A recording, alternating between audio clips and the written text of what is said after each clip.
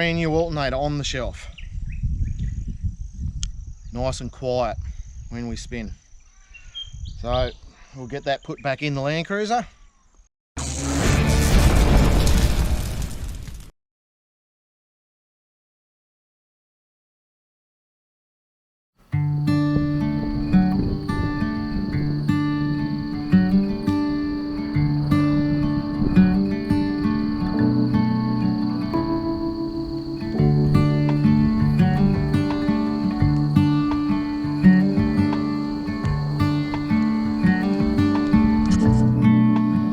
So after we left Craig's hut in the Victorian High Country, we headed down to the Barossa Valley where we used to live for some very important family business.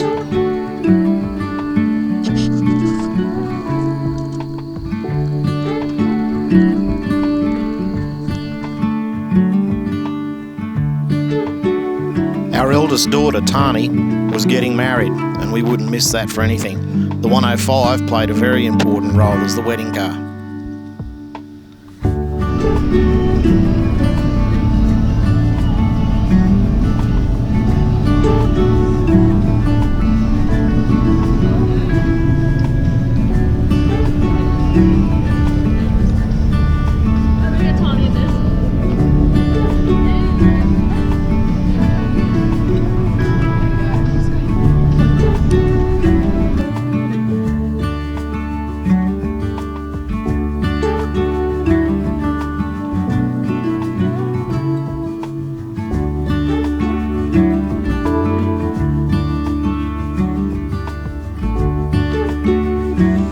After the wedding, and an amazing few weeks in the Barossa, we headed across country Victoria in search of some remote tracks.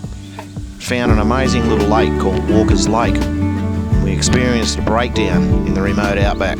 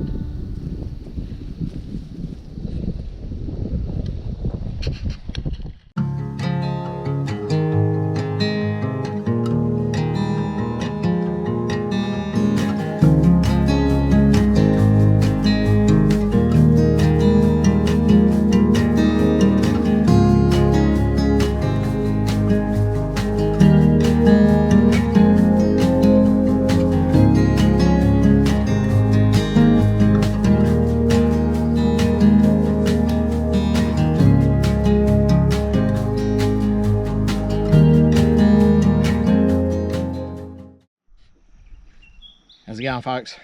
So the other day, just a little bit of the nuances of driving thousands of kilometres every week, every month in, month out. We're driving across country Victoria, bit of a noise in the front of the Land Cruiser, and again, this is one of those things about knowing your vehicle and little noises and squeaks that shouldn't be there when they show up, and being able to diagnose them. Crucial. Had a bit of a noise. Figured it was the alternator. Turns out it was the alternator. We managed to get quite a long ways and camp here for a couple of days over the weekend until I could bring an auto electrician in, Donald. Luckily he had a brand new one on the shelf. This is the old one, so I've pulled out here. I don't know if you can hear that on the bearing in it. That is what happens to an alternator. Big problem with alternators is dust in the plug, water. They do copper flogging. They're down there on the side of the engine, pretty much unprotected. So if you get alternator faults, sometimes it can be just dust in the plug.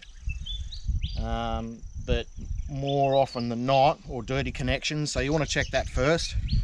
But more often than not, over the time, the bearing on the centre shaft goes, and if that bearing seizes, obviously that's not going to spin. You're going to do your fan belts and everything. It pretty much immobilises you. Big thanks to Donald in Victoria, Auto Electrics. Had a brand new alternator on the shelf. Nice and quiet when we spin. So we'll get that put back in the Land Cruiser, get her all hooked up, and we'll have electricity again, charging. Good thing. And obviously remember, without your alternator, the DC charger in your van or your camper is not going to work, because it won't have the voltage to trigger the DC charger in the back, whether you've got one in the back of your vehicle running off your alternator, or in the back of your camper or caravan or whatever. If your alternator dies, you lose that DC charger as well. So we'll get him back in and away we'll go.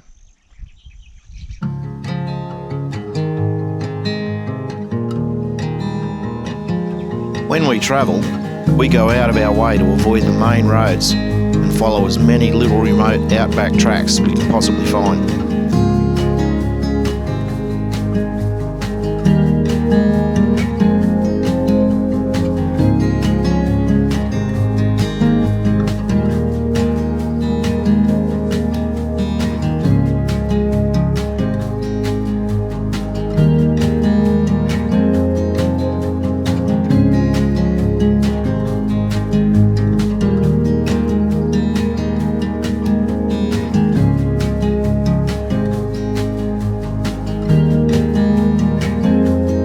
After Walker's Lake, getting the Land Cruiser back on the road, we headed to the Mighty Murrumbidgee for some cod fishing.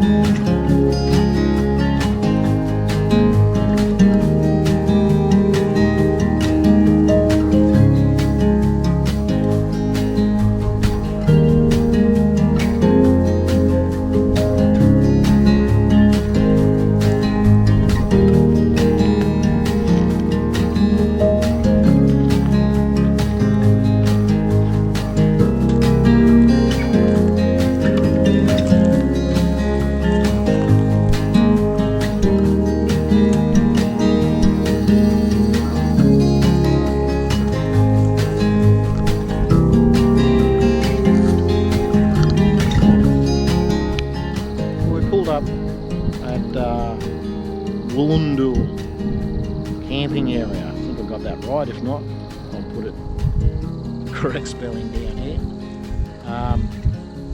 Yeah, it's run by national parks. There's several camping areas in here along the Murrumbidgee River. Not a bad little spot. All bush camps, no facilities at any of them.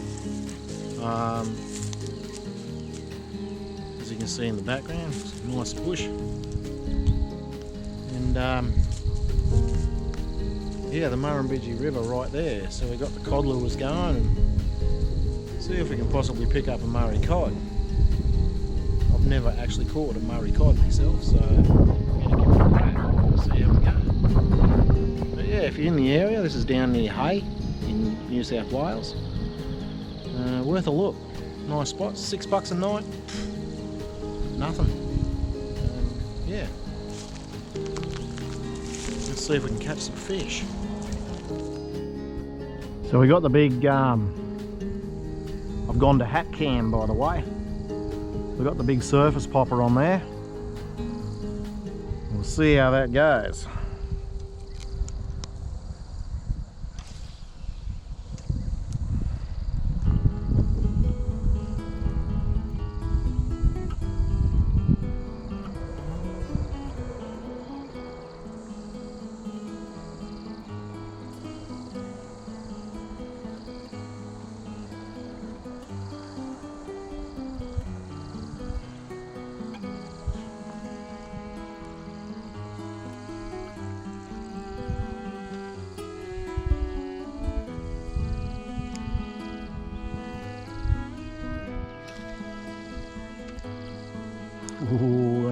close to those logs, but I do want to get close to those logs.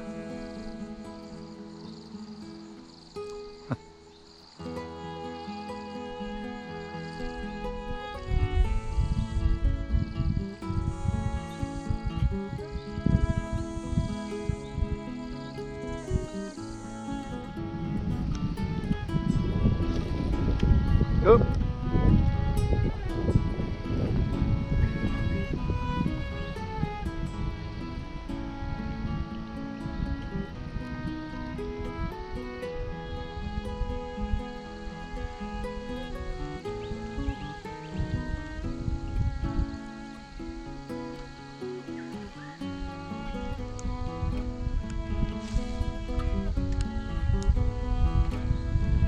So folks, we had no real luck with the Murray Cod, so we packed up. I think we're going to head up towards Wellington today. Maybe we'll head to Ponto Falls. Not real sure. We don't sort of plan too much. Our philosophy is we sort of drive out in the morning and work out whether we're turning left or right. We have a bit of a think about areas to go and whatnot, but we don't sort of set too many big plans. That way we have no need to be anywhere by any particular time. It's very relaxing. So yeah, we're going to get going and see what happens along the way.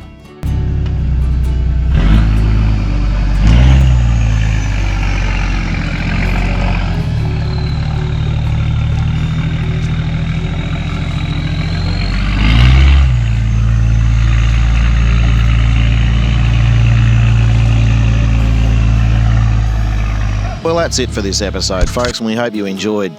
Coming up on MGK Adventures, as we head up towards the New England, we're going to hit a secret fishing spot on the way, which has some massive bass in it.